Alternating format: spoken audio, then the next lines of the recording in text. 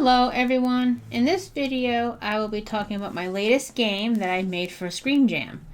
The game is called Potionus Maximus, and let's just tell you what happened. I've done quite a few Game Jam videos at this point, so you know my process by now. I brainstorm, I start making mechanics with placeholder art, I make do lists, I use Milanote, all that stuff. So for this video, I want to talk about things that I tried that were new. So the whole idea for this game is you combine ingredients to unlock potions. That's it. There's no point to the potions, it's just make potions. The whole fun is discovering the potions and seeing their fun names, and that's about it. But within that idea, there are many systems that need to be in place, like putting ingredients in the slot on the cauldron, moving those to the pot, making sure the potion combos work together, status of a potion being found versus not found, lots more. For most of these systems, not all of them, some stuff was as simple as just moving an object and changing the status of the physics from dynamic to static or opposite or whatever.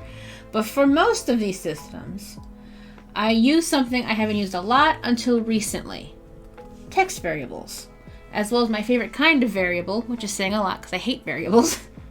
Structure variables. Want to know if the slot is in use? Make a status variable in the slot object. Want to know if the potion has been found? Global structure variable with children variables named after the potion type with a text variable used for status. What about a specific ingredient in the slot, which is different than the slot in use, which also has a variable? Use another structure variable with status using children. I'm sure this is obvious to veteran programmers, but this is my first finished game that I've made using this method for things. And it's so much more organized and, well, you know, it's structured, as the variables are called, structure variables.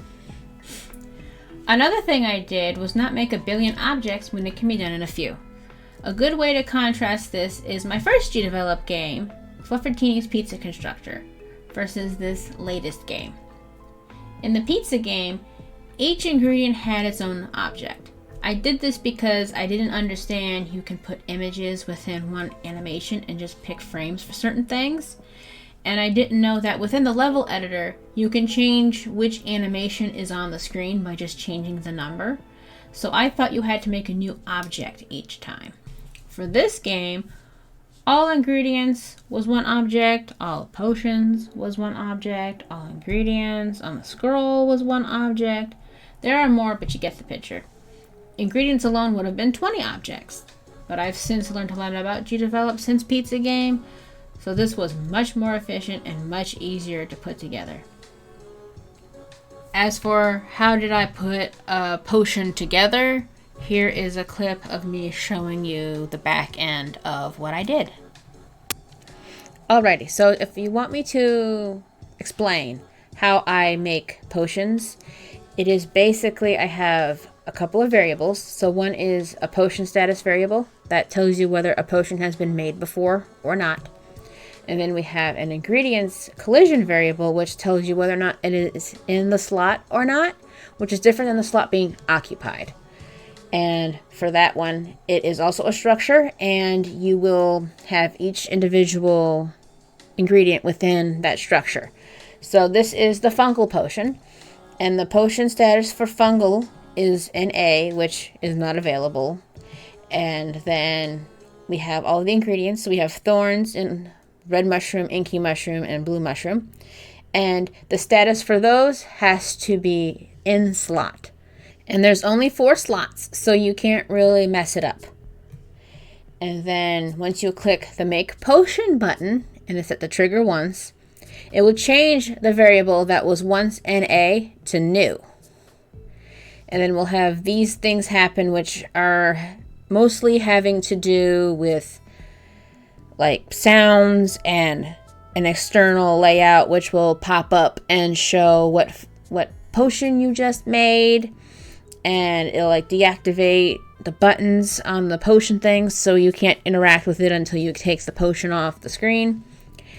And then once you have that, and you have whatever potion it is, in this case it's the fungal potion, and you have the potion pop up, Once you click on that, it sets the status of the potion fungal to old.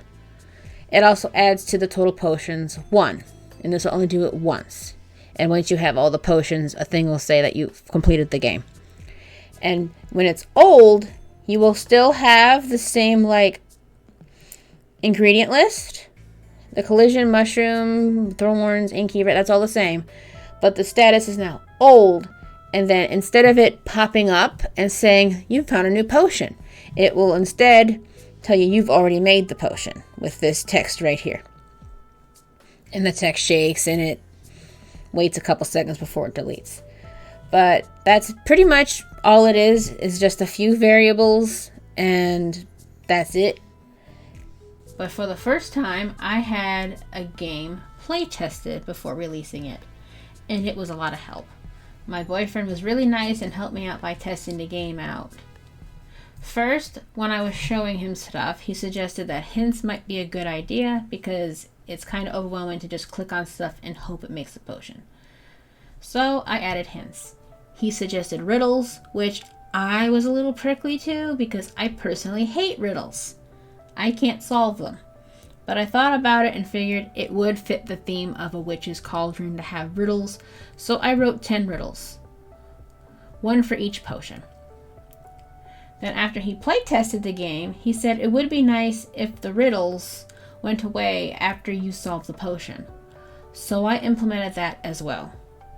I also added it to the index of potions so you can see which riddle went to which potion. I think he played my game 3 times and he had a lot of useful feedback, which I think really made the game better. I think the top thing commented was how much fun the riddles were, so I really gotta thank him for that. I don't think the game would have been fun without him, honestly. For this game, I really wanted to stretch my artistic muscles. I wanted to use Clipstudio Paint as my main art tool this time. My last 3 games were pixel art done in Aseprite, and I wanted to break it up a little bit. So I went with a storybook / flash game from the 2000s, or the 2010s. I really missed that era of games and thought it would be fun to do. I also used GIMP for some things, but the primary tool was Clipstudio Paint. I was initially going to have the same sprites for the ingredients on the list as the ingredients you put in the pot, and then I thought, what if I make the list look more sketched out since I'm using a scroll anyway? So when making the final sprites, I made clean sketches so I can just reuse the sketches, and it didn't really cause any more work. I just had to add a white outline afterwards so that when you hover over the ingredients, it has a little outline, you can see which one you're actually hovering over. The background I tried to not make overly dark or light so the foreground stands out. I did want to add some vines and webs and some other little fun things to it, but I didn't really have time to do decorations. So I'm a little disappointed by that. I did have one comment saying that it looks a little plain, which I kind of do agree. It does make the foreground stand out more, but I would have liked something in the background more than just stone and brick, but that's okay. I didn't have time. I didn't really focus on shading all that much for anything, as it would have just taken more time, but I did go colored outlines and some flat colors in some areas where it would be more shaded. So let's say the ingot where it's kind of thick and a little more three-dimensional, those like edges would be darker. But overall, I didn't really shade anything. I did add some glare to like things like the ingot and the gems. And the troll's stomach acid I actually did animate to make it look a little like bubbly because it's supposed to be acid, and I thought that'd be fun. But overall, I kept everything pretty simple because I wanted to get the game done. But I actually like how the flat, simple look actually looks, because it does remind me of like that 2010s flash game era that I was kind of aiming for. And I actually did get like a comment or two about how it reminded them of like those old games, which was the best compliment you could give me, honestly, because that's the vibe I want to go for anyway. So I was very thrilled about that. Now, the one thing I did go all out on was the potion bottles. Each one is animated in some way. All of them are animated with the potion inside kind of like, not really bubbling, but like moving around in there. and then a good portion of them have their own animation. Like the dragon potion, for example. That one has a dragon eye that is not only bobbing up and down, but it also blinks. There's also the happy potion, which has a little smiley face that blinks. There's the lightning one, where there's a lightning flash and an actual lightning bolt inside of the bottle, and the bottle is shaped like a lightning bolt. I had a great time with these potion bottles. They also took the most amount of time of any other artwork in the game, but since it's a potion making game, that's kind of where the focus should have been anyway. I am very proud of these potion bottles. And if you do finish the game, if you try it out, please tell me your favorite potion bottle. I really want to know.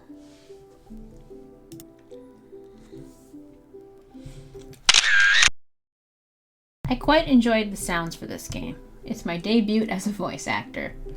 I made some ghostly and gremlin sounds and edited them in Audacity so I could add a cute but spooky vibe when you found potions.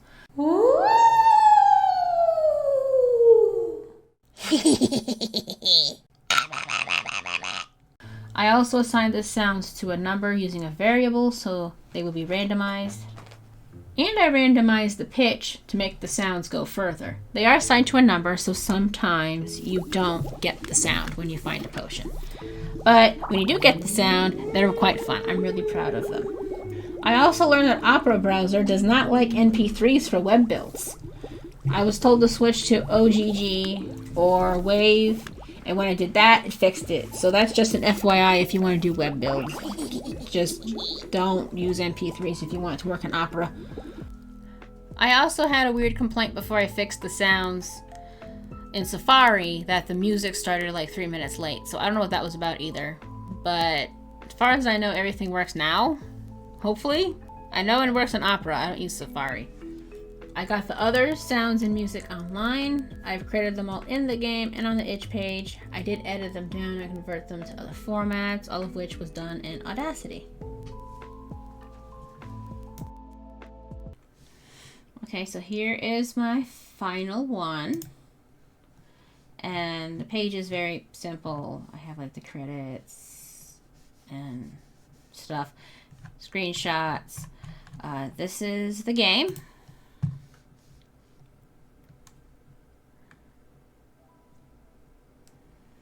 I'm very proud of how everything went together.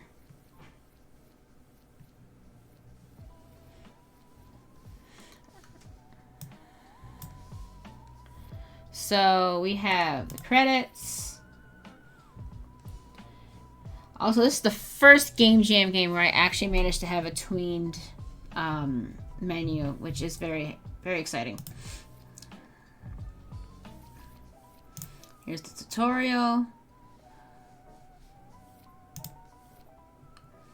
And then you can just play. So here's the hints.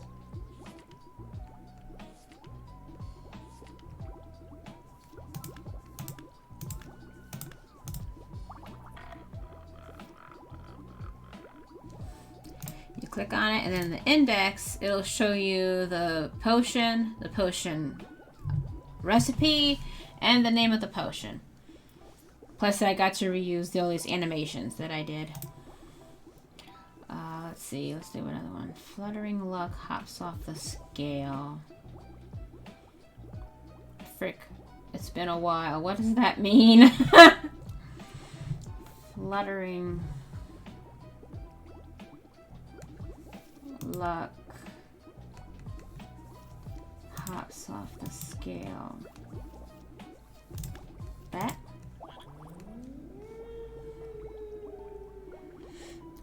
That's me.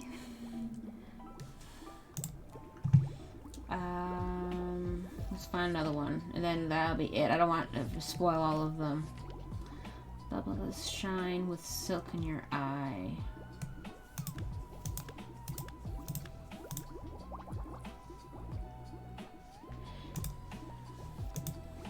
Then you go to the index, you can see that they've been unlocked. And then once you finish it, it'll let you know that you completed it.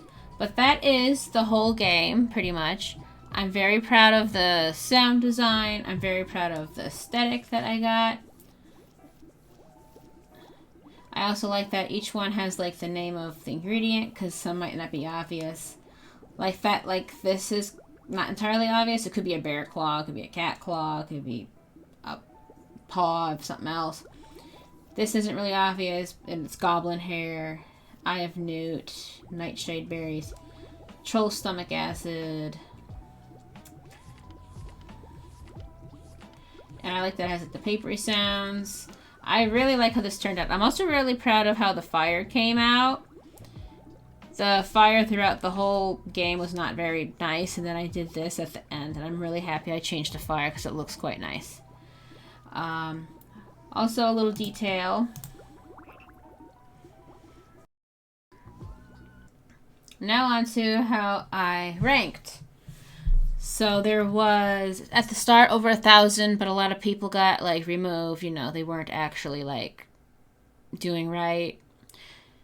Some people do this thing where they make a game and they just submit it to, like, 20 game jams. It was some of those. It was some things that just didn't work.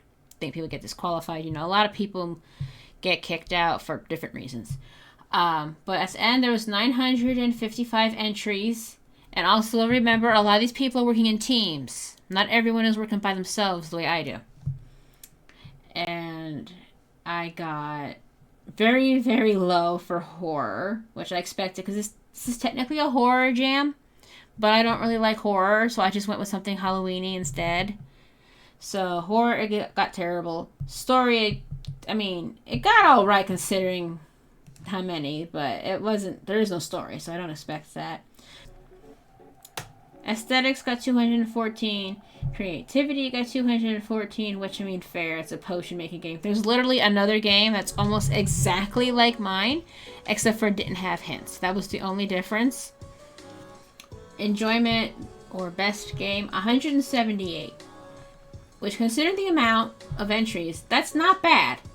I didn't expect to get in like the top 20 or 30 or 50 because it's not a horror game. So I expected to not be up there anyway. So that's actually not bad. What I'm proud of is the sound design. The sound design almost hit the top 100, which, considering it's almost 1,000, that's pretty good. I'm really happy with that.